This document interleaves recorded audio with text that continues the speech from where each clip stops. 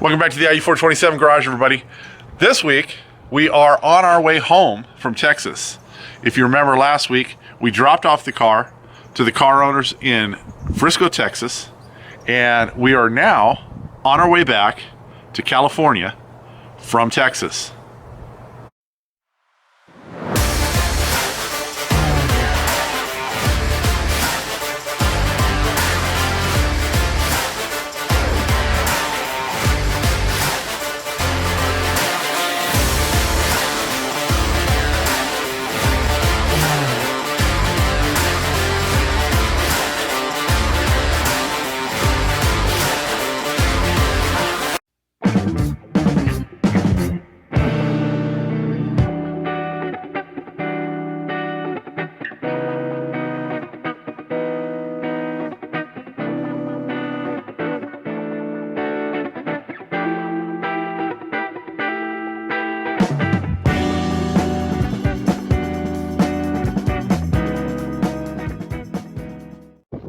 All right, we are at our first stop, day 4, and we are at the Odessa Meteor Crater.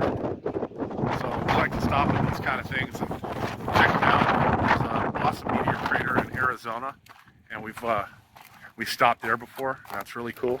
But we figured we'd stop at this one. It's about let's see, it's about 11:30. So we got a pretty early start this morning. The hotel we stayed at had breakfast. So we had breakfast. Didn't get in a big hurry. We had a full tank of gas, so we didn't have to worry about stopping for fuel this morning. So sorry about the wind, everybody. But we're going to go head in and check out the meteor crater. So this is the actual meteor crater out here. And they said it's shaped the way it is. So you can see over here, it's like a round area here. And then there's another bigger round area over here, and that's because the meteor split into 2 sections as it hit. And so that's the reason that the crater is shaped like it is. Now the crater is much smaller today than it was when the meteor first hit, but it's just been filled in because of wind and other natural type of circumstances. Rainfall kind of washes more material into it. So pretty cool. Like I said, we like to stop at all these places because Mrs. IE427 is really into the geology, and it's really interesting. And you know, you meet nice people. We met a nice local rancher inside who volunteers his time to work at the meteor crater here. So it was really cool.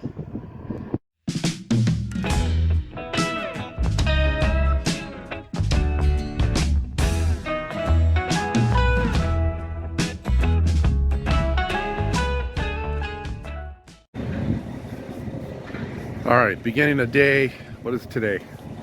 5? Day 5. Heading home. All the truck traffic that was in the parking lot last night is long gone because we sleep in a little.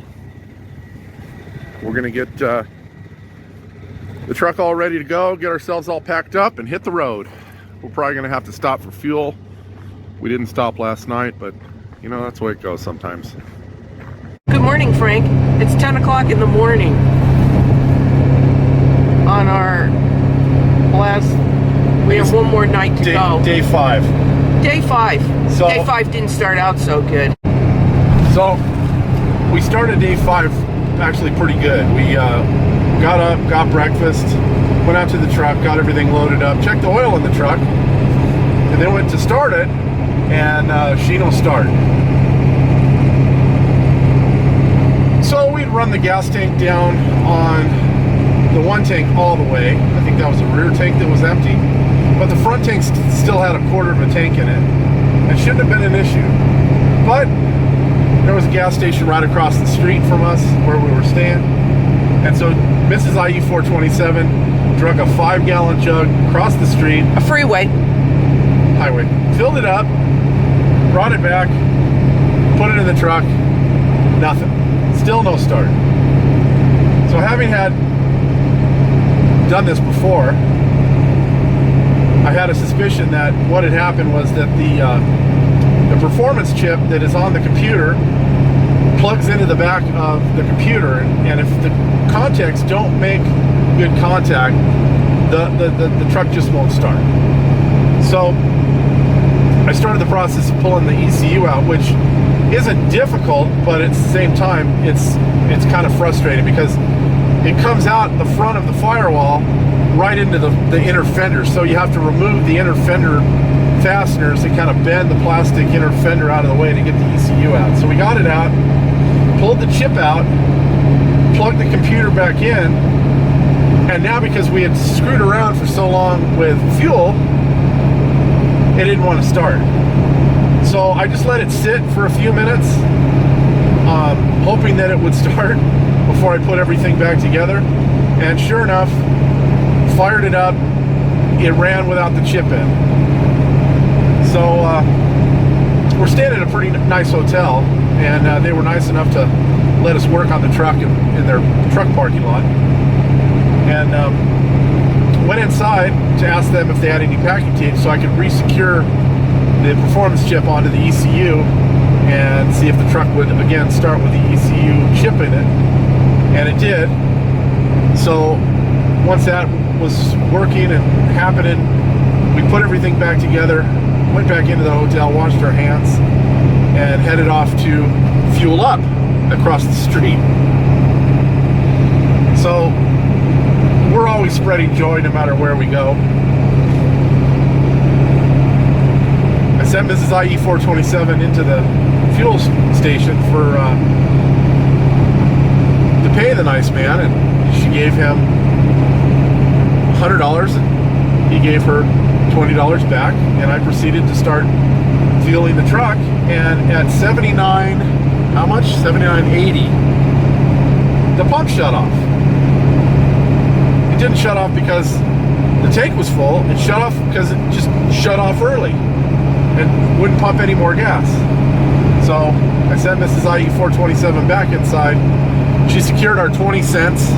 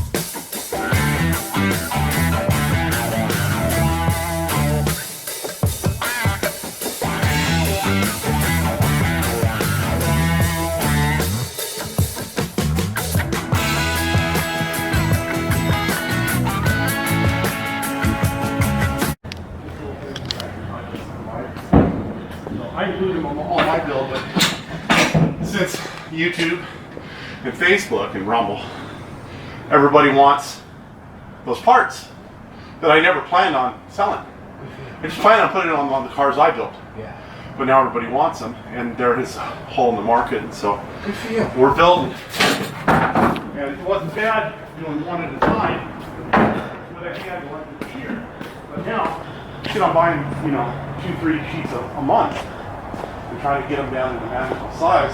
I can cross cut them with the electric shear and then square them up on this. You're gonna have to go CNC at some point just to I'd love to, for but production. CNC is still so expensive.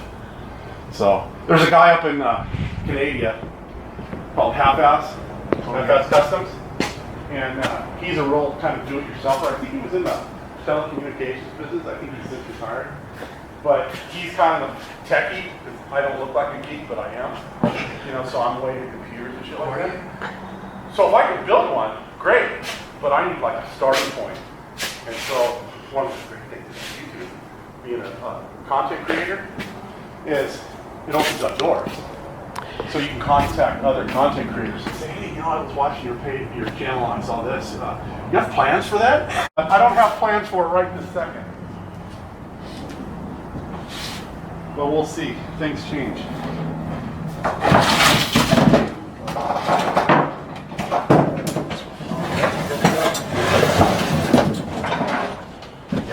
probably not too long enough.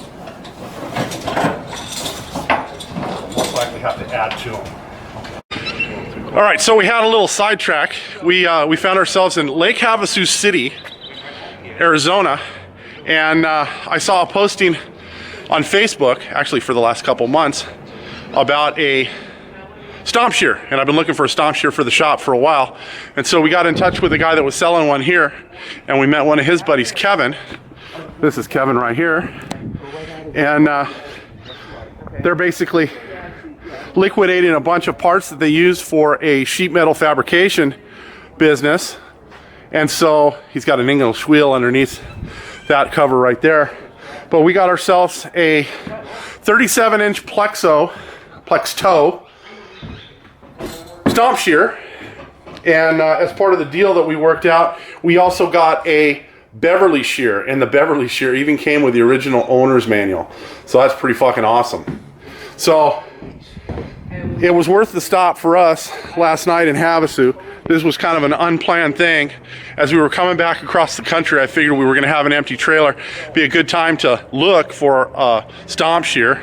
And the ones that we found around the Texas area, either we couldn't get a hold of the people that were selling them, or they were just too far out of our way.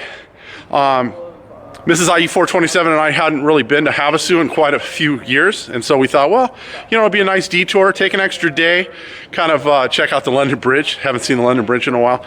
And we met Kevin, this nice gentleman here that sold us the shear, and everything's working out all right. So Kevin, I want to thank you for helping us out with this. Appreciate it. Thank you.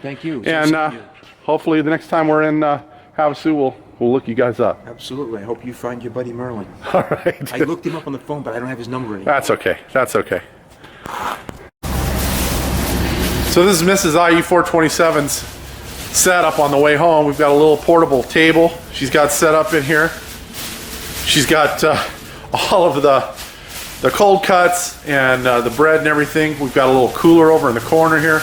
We've got soft drinks. Makes it nice. So if you stop like we are at this rest stop, this is probably going to be our last rest stop, I hope, for our trip home. We're into California again. We should have probably one more fuel stop, but pretty cool because we pull in here, we use the restroom, we make some sandwiches, and then we hit the road.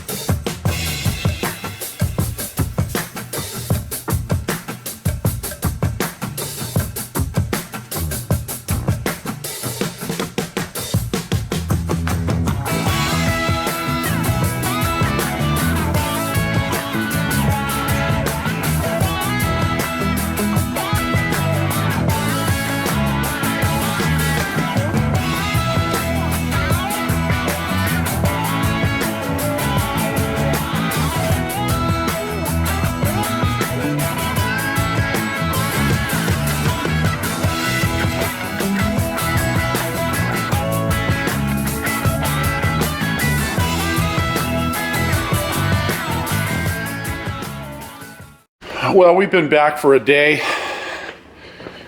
and we've been taking our time getting everything unpacked. The truck was attached to the trailer until this morning, and I've started the process of getting the trailer unhooked, getting the wheels chalked, which I still have to do, pulling out the receiver hitch ball from the truck and all that kind of stuff. Those of you that tow know exactly what I'm talking about. But it's a nice day here, but I don't know that it's nice enough or warm enough to wash the truck. And I always like to put it away clean if I can, but I'm just not feeling it today. So let me go over some of the worst for wear kind of things that happen with the truck this time. I mean, obviously, it always gets the diesel staining back here at the back, which if it wasn't white wouldn't be so bad. But you know, that's just kind of the way it is with a diesel. I always like to say they sweat oil, and we've pretty much got our oil situation with the engine anyway taken care of. That dipstick, that design for the dipstick that International Navstar did on this motor was just it was asinine. It was stupid. They should have thought about that better when they designed this engine. But you know, again, it is what it is. There's nothing I'm going to do about it now. We haven't had any trouble with the thing starting since we left Deming, which is where we had the trouble with the ECU. Mrs. IE427 is still convinced it was lack of fuel. Or that it was too cold, but honestly, the truck's been in far lower temperatures than that before and started right up, so I don't think that was it. But you know, either way, we made it home and everything's fine. The truck's running good, so I'm gonna kind of leave it at that. One thing, it's always nice when your wife's in the car with you and something breaks while she's, you know, messing with it. You can always blame her.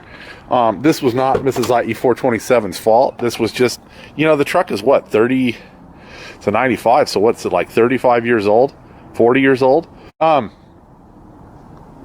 She goes to close the door, and there's a little plastic bushing that goes on these strikes, and the thing, you know, after 40 years, it just disintegrated, it fell apart.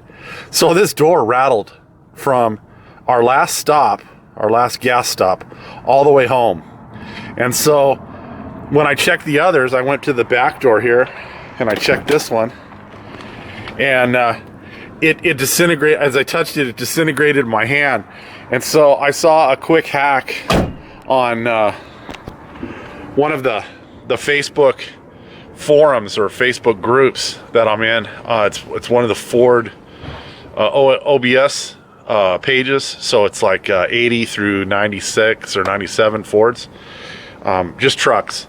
But a guy showed using 1/2-inch PEX as those bumpers, because you go online. I mean, you can get them on eBay for, I think they were $8 a pair, or if you go to Amazon, you can buy like 40 of them for $10. But I thought about it. I go, well, it's hard plastic. It's just going to do it again. So I have all the equipment to cut the packs and to expand it. I did expand it to put it on because it was a little tight fit. I could have tapped it on with a hammer, I'm sure. But I redid all of these, all 4 corners of the truck. So this is just a piece of clear packs. And you can see now the door shuts. It doesn't rattle. So you pull on it, it's closed tight. So I did all 4 corners, the front 2 doors and the back 2 doors.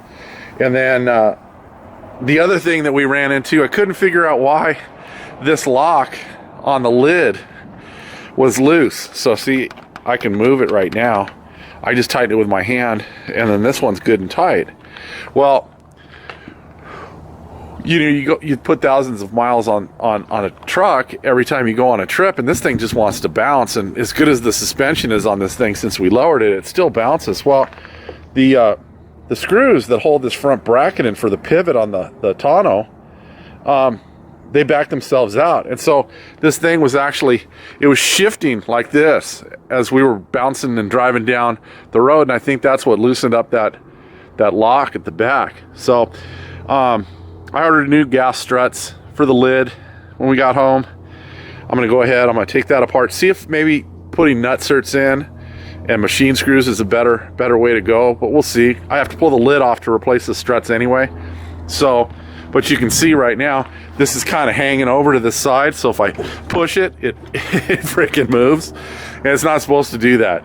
So, what we were seeing was this molding on this side kept flopping down, and it's never done that before. So I think we found the culprit. I think it just got loose at the front there. So I'm gonna go ahead, I'm gonna take care of both of those and then put new struts on, tighten up the locks. If I have to, I'll replace all the molding around the edge. It's not that, you know, difficult. It's available at like McMaster Car and those. I will say that the tongue jack is just freaking awesome, because unloading, all I did was put the block underneath there, hit the button, and up it went. Like I said, I still got to chock the wheels. The chocks are sitting right there and there. And then I'll lower this thing down. I'll put the jacks underneath the back so I can drive Slither in here when I have some time, because I've got to get Slither out of the shop, because we've got another vehicle coming down from Washington here in about 3 weeks, something like that. So I got to get this stuff all squared away. Stuff is a mess in the shop. You know, it always happens when you go on a trip. You know, you're rifling through stuff, trying to find everything that you need for your trip. And so stuff just kind of gets put to the side so that you can get, you know, the stuff that you need out, and then you just, oh, I got to put it back anyway, so we'll leave it. So the shop is a freaking disaster right now. We'll take care of that. As you guys saw in Havasu, we picked up the new stomp shear, new to us. It's probably a 100-year-old machine, but so we got that, and I got a Beverly shear along with it. And so I think that's going to make fabricating all of our aluminum parts a lot better. Like, I've got some trunk access covers to make here in the next couple days. I'm gonna pull that Beverly shear out first. I'm gonna use that and see if I can't cut those things out with the Beverly shear rather than the hand shears. They're electric shears, but I've been using that electric shears to cut those things out and then truing them up on the belt sander. So I think the Beverly shear is going to come in really handy. So I think that's going to do it for this one. It was a lot of content. By now I've already split this into 2 videos, one for the delivery portion, or our trip out, and then obviously our trip home. But as always, if you guys are enjoying the content here, please do the like, the share, the subscribe, all that kind of stuff. We'll see you next time. Have a great day.